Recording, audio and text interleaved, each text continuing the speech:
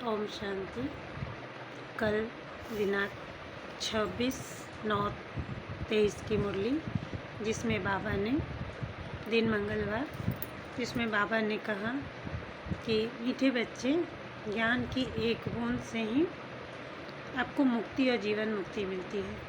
तो ज्ञान की एक बूंद अर्थात खुद को आत्मा समझो। जब हम खुद को आत्मा समझते हैं तो हमें मुक्ति और जीवन मुक्ति मिल जाती है। फिर बाबा ने कहा कि जिस तरह हीरो हीरोइन को अधिक कमाई होती है, उसे अधिक धन मिलता है पिक्चरों में, तो यहाँ लक्ष्मी नारायण को भी राजगद्दी मिली। तो बाबा ने हमें भी उस पुरुषार्थ को करने के लिए उपाय बताए, जिसमें बाबा ने कहा कि बच्चे याद का पुरुषार्थ करो। जब हम याद में रहते हैं तो हमारे एक तो विकर्म विनाश होते हैं और दूसरे कि हम शांत होकर शांति का दान देते हैं, जिससे हमारी कमाई होती है। फिर बाबा ने कहा कि जब किसी से बातचीत करो तो रूहानी बातचीत करो, जिससे भी हमारी कमाई होती है। फिर बाबा ने कहा कि तुम पाप का सो करो। ये 2 बाप हैं, संगम पे हमारे 3 बाप होते हैं, लेकिन ऐसे 2 बाप हैं। सबके लौकिक और परलौकिक 2 बाप होते हैं सभी आत्माओं के। तो ये सो करो, इससे भी हमारी कमाई होती है। जब हम ये शो करते हैं तो बाबा कहते हैं हम तुमको इनाम देंगे, बोनस भी मिलता है जब बाबा का शो करते हैं तो इस तरह हमारी कमाई बढ़ती जाती है। फिर बाबा ने कहा कि एक बल और एक भरोसे से जब हम काम करते हैं, सिर्फ बाबा है साथी हमारा, तो इस भरोसे से जब हम काम करते हैं, याद में रहकर कोई काम करते हैं, तो हमारा जो है सो बाबा हमारी मदद करते हैं।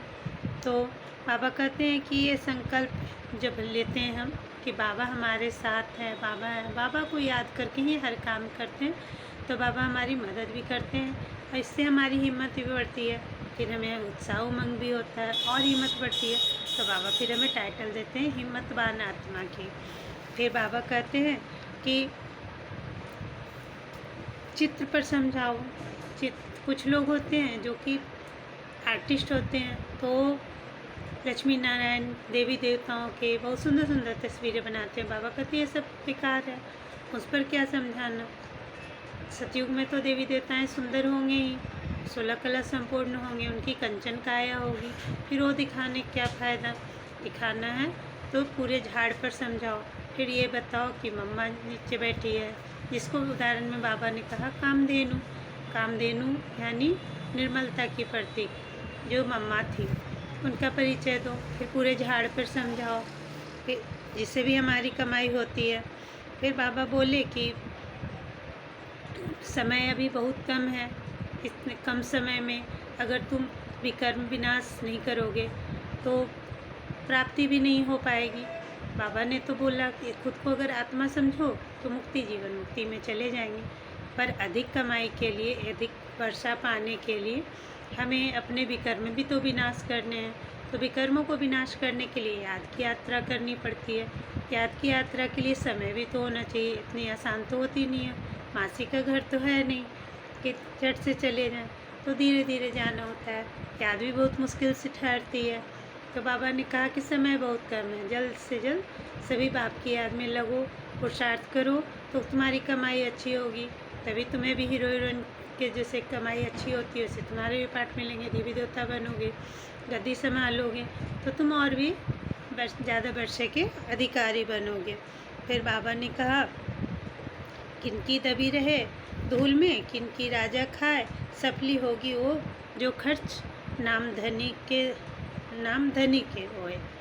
तो कहने का अर्थ बाबा का है कि अभी तो हम लोग बहुत धन कमाते रहते हैं, तो कमाई कहाँ जाएगी, जहाँ से सैफलिंग आएगी सारी धूल में चली जाएगी, ज़मीन के नीचे दबी जाएगी। फिर या तो फिर ऐसे गवर्नमेंट जो है सो लेती है इनकम टैक्स, सबके बदौलत चली जाती है, टैक्स में कट जाता है। लेकिन जो सब कुछ करने के बाद बाल बच्चों को पोसना पालना है, ये नहीं कि सारा धन दे देना है। सब करते हुए भी अगर हम अपने जो बचे हुए धन है उसको हम अगर हमारे बाबा धनी उनके कार्य में अगर लगाते हैं, विश्व कल्याण के लिए लगाते हैं, तो हमारा और ज़्यादा भविष्य के लिए जमा होता जाएगा।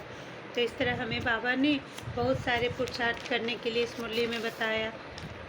फिर बाबा बोले कि हम कौन है, दुख हरता है, सुख करता है, सर्व का शांति दाता है, सुख दाता है।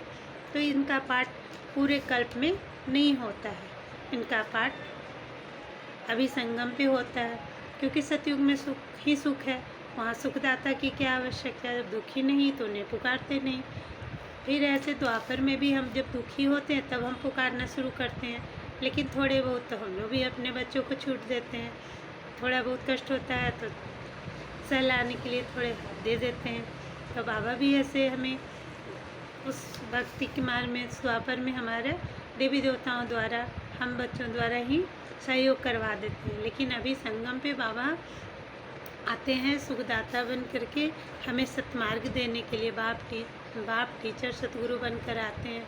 हमें प्यार भी देते हैं, हमें ज्ञान भी देते हैं और हमें सही मार्ग भी बताते हैं। तो ऐसे सतगुरु को, ऐसे पिता को, ऐसे टीचर को प्रतिदिन हर पल, हर क्षण, हर कार्य में हमें याद करते रहना चाहिए। ओम शांति।